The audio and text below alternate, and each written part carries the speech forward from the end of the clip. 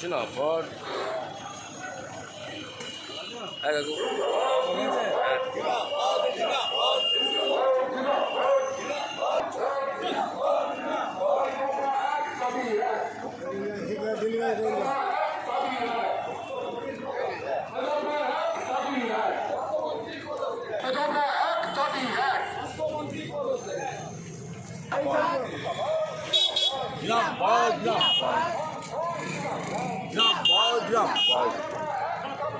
মুখ্যমন্ত্রী পদত্যাগ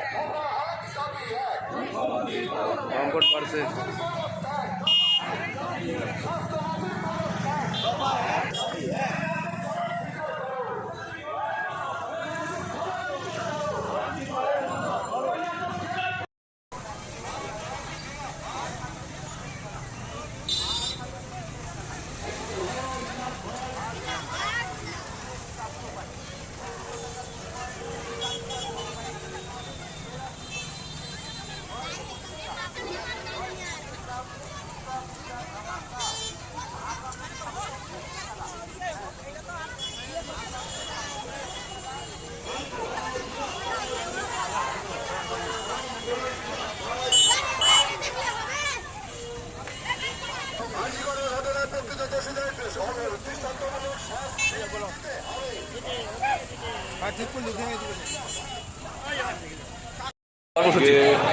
গত 9ই আগস্ট আরজি করে যে পিজিটি শিক্ষার্থী ছাত্রী যেভাবে হচ্ছে যে ব্রুটালি তার উপরে ধর্ষণ এবং মার্ডার করা হয়েছে তার বিরুদ্ধেই হচ্ছে যে আজকে বামফ্রন্টের মিছিল এখানে হচ্ছে। আমরা মনে করি যে প্রকৃত দোষীরা এখনও বাইরে আছে, তাদেরকে হচ্ছে যে দ্রুততার সহিত তাদেরকে তদন্তের আওতায় এনে গ্রেপ্তার করতে হবে এবং উপযুক্ত শাস্তি দিতে হবে। সেই কারণেই আজকে এই মিছিল।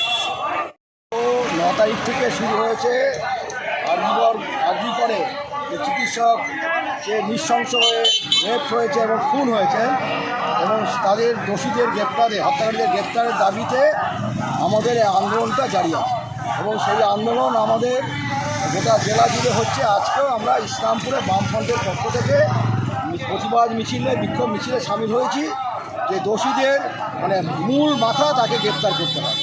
আচ্ছা, আপনার মুখ্যমন্ত্রী পদটা কেন চাইছেন? মুখ্যমন্ত্রী পদটা চাইছে এই জন্যই যে মুখ্যমন্ত্রী হচ্ছে নাটের গুরু। কারণ হচ্ছে তিনি একাধারে হচ্ছে স্বাস্থ্যমন্ত্রী আর আরেকদিকে হচ্ছে তিনি হচ্ছে স্বরাষ্ট্রমন্ত্রী। আজকে পুলিশের ব্যর্থতা এবং হচ্ছে স্বাস্থ্য দপ্তরের যে চরম দুর্নীতি এবং স্বাস্থ্য দপ্তরের যে সমস্ত অনৈতিক কাজকর্ম চলছে তাকে হচ্ছে মুখ্যমন্ত্রী বা সরকার তারা হচ্ছে মদত দিয়ে গেছেন। স্বাভাবিকভাবে আমরা মনে করি এই মুখ্যমন্ত্রীর পদত্যাগের মধ্য দিয়েই এটা সমাধান হতে পারে। কোথা থেকে কোথায় যাবে আপনাদের মিছিল? আমাদের মিছিল এখন এখান থেকে বাজার হয়ে নিউটাউন হয়ে এসে বাস টার্মিনাসে শেষ হবে। যা কিছু হচ্ছে গোটা প্রশাসন দায়িত্ব, তার দায়িত্ব প্রশাসনের। এই প্রশাসন নিজের দায়িত্ব এড়াতে পারে না। গোটা রাজ্য জুড়ে যা চলছে সমস্ত আপনি দেখবেন স্বাস্থ্য দপ্তর তো এখন সবেমাত্র শুরু হয়েছে, খাদ্য দপ্তর জেলে, শিক্ষা দপ্তর জেলে, সমস্ত দপ্তরগুলোই তো জেলে রয়েছে। এখন হচ্ছে স্বাস্থ্য দপ্তর খালি জেলে যাওয়া বাকি।